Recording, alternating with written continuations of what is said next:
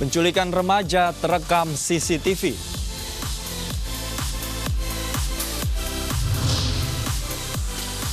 Misteri pembunuhan editor televisi swasta terkuak.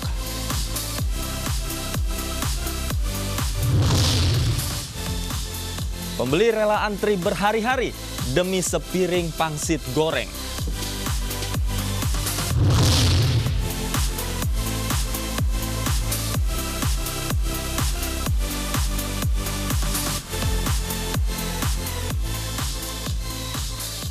Halo, selamat siang pemirsa. Anda menyaksikan iNews Siang bersama saya Davi Pratama. Dan pemirsa, kita selain 3 informasi tadi, kami juga akan menghadirkan informasi terkait perkembangan terkini pembunuhan editor televisi swasta. Dan kita kembali mengikuti konferensi pers dari Polda Metro Jaya terkait perkembangan penyidikan kasus kematian editor Metro TV.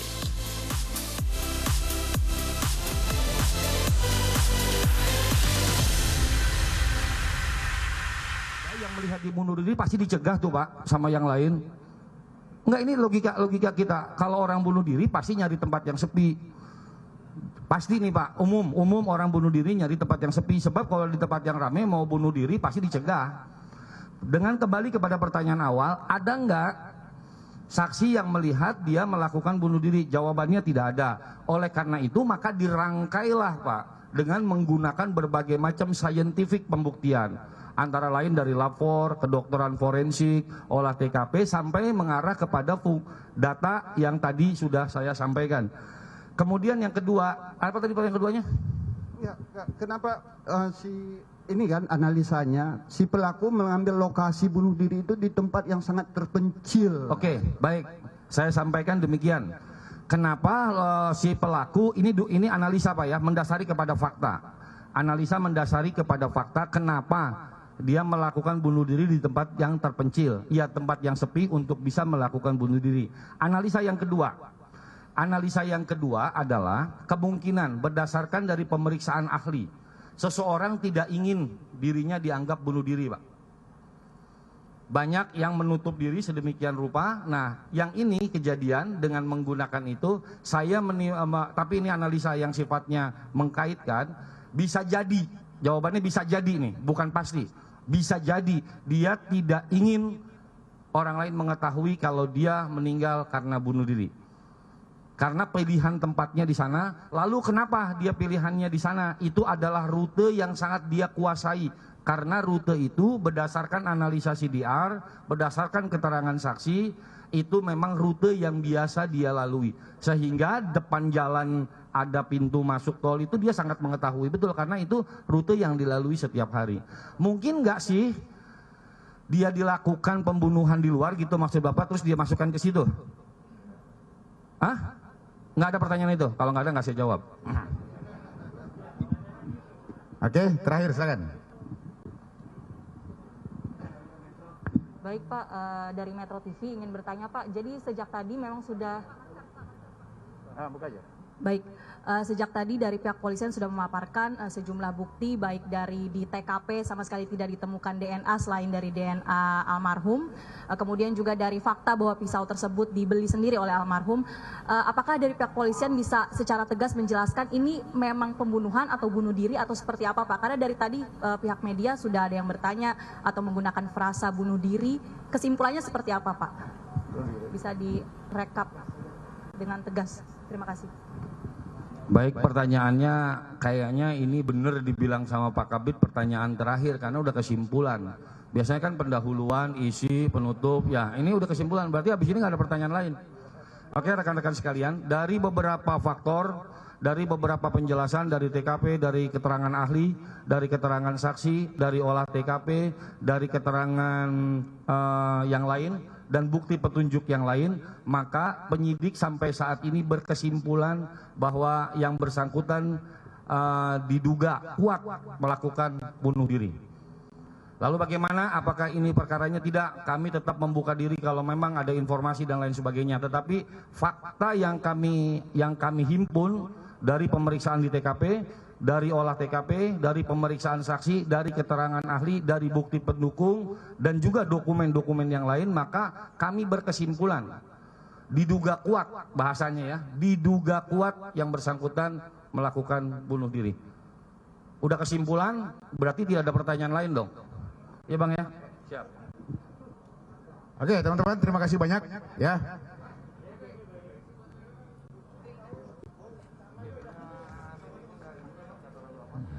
BB-nya ini, apa-apa lah kita ini. Terima kasih, Assalamualaikum warahmatullahi wabarakatuh. Kita ke informasi lain, pemirsa. Pengosongan satu unit rumah di Pematang Siantar, Sumatera Utara diwarnai keributan. Eksekusi rumah oleh pengadilan tersebut berawal dari perselisihan antara 9 saudara kandung.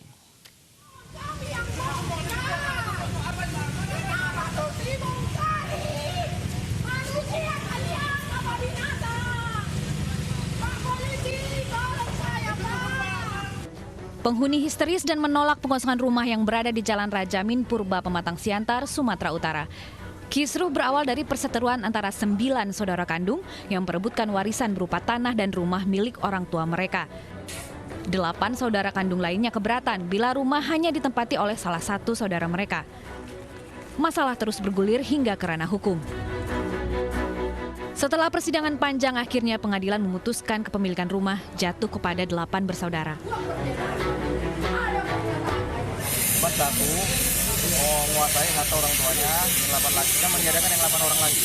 Yang 8 orang itu memberi kuasa kepada saya untuk meminta, menggugat ataupun sedikit saja bagian dari harta peninggalan orang tuanya yang selama ini dikuasai sepihak sama abangnya yang bernama Saud Maulid Fakus.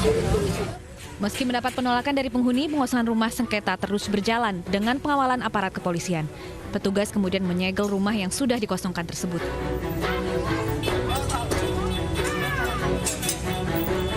Dari Pematang Siantar, Sumatera Utara, Dharma Setiawan, iNews melaporkan. Penculikan remaja putri terekam kamera pengawas SPBU di Asahan, Sumatera Utara. Ibu korban memohon agar penculik mengembalikan putrinya.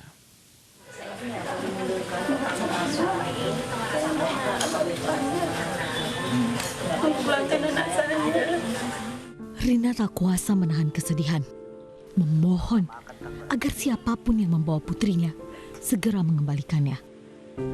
Bagaimana tidak? 4 hari sudah sang putri hilang entah kemana. Kepergian putri remajanya terekam CCTV di area SPBU Air Joman Asahan pada Rabu lalu. Dalam rekaman CCTV ini terlihat korban berbincang dengan seorang pria dan kemudian menyerahkan barang-barangnya. Selanjutnya korban dan pelaku berjalan ke pejak motor dan mengarah ke kawasan Kisasan. HP diambil, cok HP diambil, entah apa lagi itu diambil sama orang ini. Tapi akhirnya kok dia itu nurut, HP dia diambil gitu loh. Itu yang jadi pertanyaan saya, apa niat dia itu sama anak saya. Keluarga tak mengenali siapa pria yang ada dalam rekaman CCTV. Saat hilang, korban tengah mengenakan baju berwarna pink dengan ciri-ciri berbadan gempal, mata sipit, dan tinggi badan berkisar 155 cm. Kasus ini kini tengah ditangani Polres Asahan. Dari Asahan, Sumatera Utara, Ulil Amri, iNews melaporkan.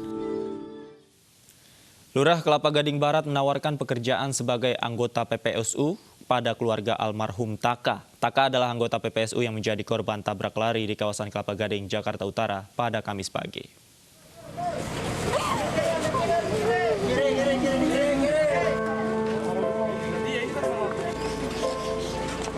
Duka masih menyelimuti keluarga Taka, anggota PPSU yang tewas akibat tabrak lari di kawasan Kelapa Gading, Jakarta Utara beberapa waktu lalu. Sebagai penghormatan kepada Taka, Lurah Kelapa Gading menawarkan pihak keluarga untuk bergabung menjadi anggota PPSU. Tawaran pekerjaan sebagai PPSU diharapkan bisa membantu meringankan beban ekonomi keluarga almarhum Taka. Dan insya Allah untuk penopang keluarga dari korban ini kita tawarkan ya untuk meneruskan pekerjaan yang ada. Sebelum kita mencari pengganti dari luar, kita tawarkan ke keluarga. Itu di posisi yang sama? Iya, posisi sama, nanti kita sesuaikan. Sebelumnya, Taka, seorang pekerja sarana dan prasarana umum atau PPSU tewas saat sedang menyapu jalan di kawasan Kelapa Gading. Korban ditabrak sepeda motor oleh orang tak dikenal yang langsung melarikan diri. Sebagai tulang punggung keluarga, Taka meninggalkan istri dan 2 anak perempuan.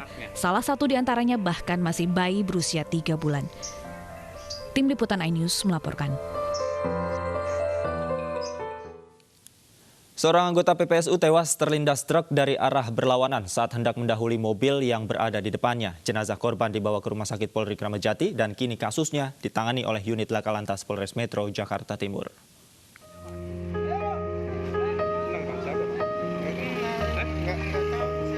Dari rekaman video amatir, anggota PPSU Kelapa II Wetan bernama Jamaludin tergeletak di tengah jalan Bambu Apus Raya Cipayung, Jakarta Timur pada Jumat sore.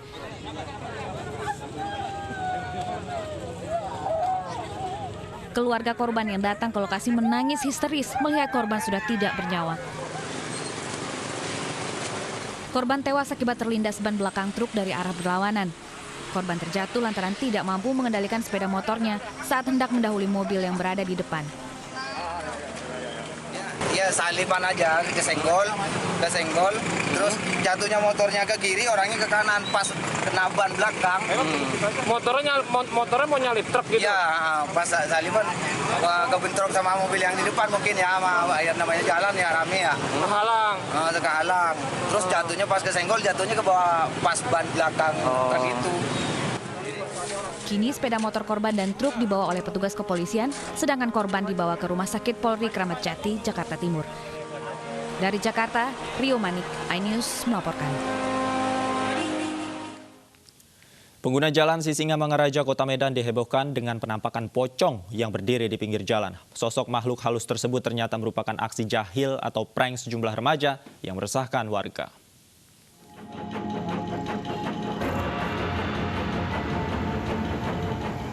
Sesosok pocong muncul di pinggir jalan Sisingamangaraja, Medan, Sumatera Utara. Keberadaan makhluk halus berbungkus kain putih itu meresahkan pengguna jalan.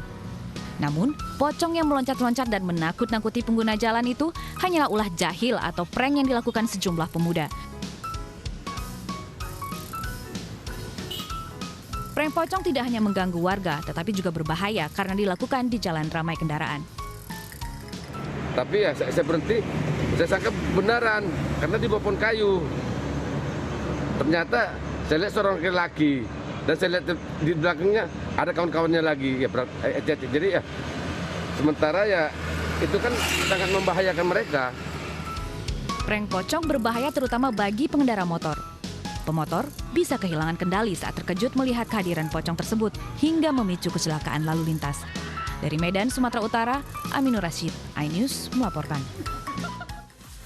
Bersepeda di atas jembatan sepanjang 145 meter memberikan sensasi berbeda saat olahraga sekaligus menikmati keindahan alam. iNews Siang segera kembali usai jeda.